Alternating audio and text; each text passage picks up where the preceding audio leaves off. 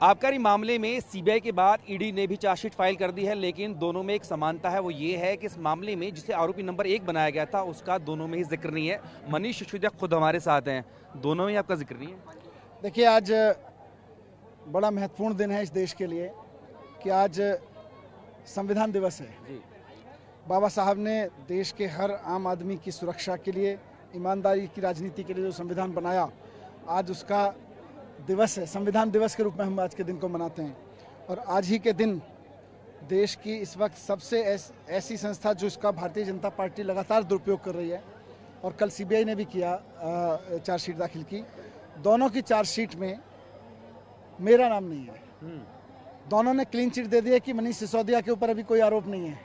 ये भारतीय जनता पार्टी के लोग पिछले 4 महीने से गला फाड़ फाड़ के चिल्ला रहे थे 10,000 करोड़ का घोटाला हो गया, 10,000 करोड़ का घोटाला हो गया। इसके लिए इन्होंने मेरे ऊपर झूठी एफआईआर कराई, मेरे घर में रेड की, मेरे घर को बदनाम किया, मेरे परिवार को बदनाम किया, मेरे बच्चों के लॉकर जाके खोले, मेरे बच्चों की दराजें, मेरे बच्चों के कपड़े जाके तलाशे, कुछ नहीं मिला इनको।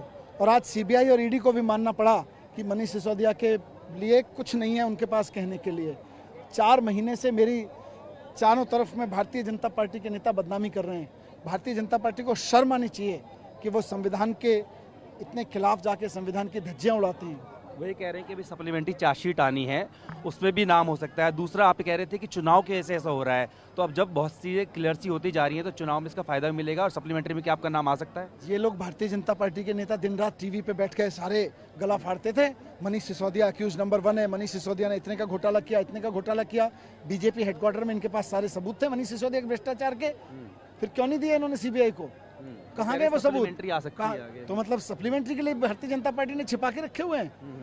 मतलब अक्यूज नंबर 1 बनाया मुझे। पहले दिन मेरे घर रेड डाली गई, मेरे घर के कपड़े तलाशे गए। इनको शर्म नहीं आती है? जन्माष्टमी के दिन मेरे घर पे सीधा साधा परिवार है मेरा, मैं शिक्षा पे काम करता हूँ, रोज सुबह 7 बजे उठ के स्कूलों में जाता हूँ, आज दिल्ली की साफ सफाई के लिए काम कर रहा हूँ। इन्हें शर्म नहीं आती है कि मेरे घर पे आके इन्होंने सीबीआई की रेड डाली और अब कह रहे हैं अभी कुछ मिला नहीं है, जब मिलेगा तो चार्जशीट करेंगे? शर्म आनी चाहिए इनको, माफी मांगनी चाहिए इनको। आप एक तरफ बीजेपी के किस बड़े नेता, मंत्री, मुख्यमंत्री वो जनसभा दिल्ली में कर रहे हैं एमसीडी के लिए, एक तरफ आप ही मोर्चा संभाले हुए हैं या फिर राघव चड्ढा हैं उधर, तो मामला हल्का तो नहीं पड़ रहा? नहीं, केजरीवाल जी भी लगातार सभाएं कर रहे हैं। और आप देखो, चुनाव हम थोड़ी लड़ रहे हैं, चुनाव जनता लड़ रही है। कल जेपी नड्डा जी बोले मनीष सिसोदिया 2 काम गिनवा दें जो उन्होंने दिल्ली के लिए किए हों, मैं 10 काम गिनवाऊंगा। मैं आज जनता में आकर जनता से पूछा कि भाई आप गिनवा दो काम।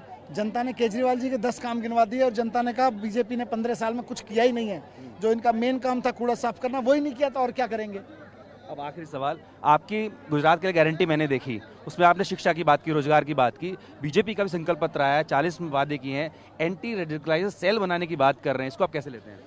27 साल हो गए भारतीय जनता पार्टी को गुजरात की सरकार चलाते चलाते। आज गुजरात का 27 साल बाद भी आम बच्चा पूछ रहा है, आम परिवार पूछ रहा है, भाई मेरे बच्चों के स्कूल कहाँ हैं, मेरे बच्चों के कॉलेज कहाँ हैं, मेरे लिए अस्पताल कहाँ हैं, मेरी नौकरियाँ कहाँ हैं? नौकरियाँ निकलती हैं तो पेपर फूटते हैं, बात चांद पे ले जाने की करते हैं, ज़मीन गंदी कर रखी है। बात करने के लिए शुक्रिया। तो मनीष सिसोदिया साफ तौर पर आबकारी मामले में आरोपी नंबर 1, और लेकिन बात यह कि जो अभी चार्जशीट में फाइल हुई है, चाहे सीबीआई की बात करें, ईडी की, दोनों में फिलहाल के लिए उनका नाम शामिल नहीं किया गया है। आम आदमी पार्टी इसको क्लीन चिट के तौर पर देख रही है। हालांकि यह बात यह भी है कि इस मामले में आगे की जांच के आधार पर सप्लीमेंट्री चार्जशीट भी दाखिल होगी, उसमें उनका नाम हो सकता है। अपने वीडियो से गजेंद्र के साथ जितेंद्र, भारतीय टीवी ने भारतवर्ष, दिल्ली।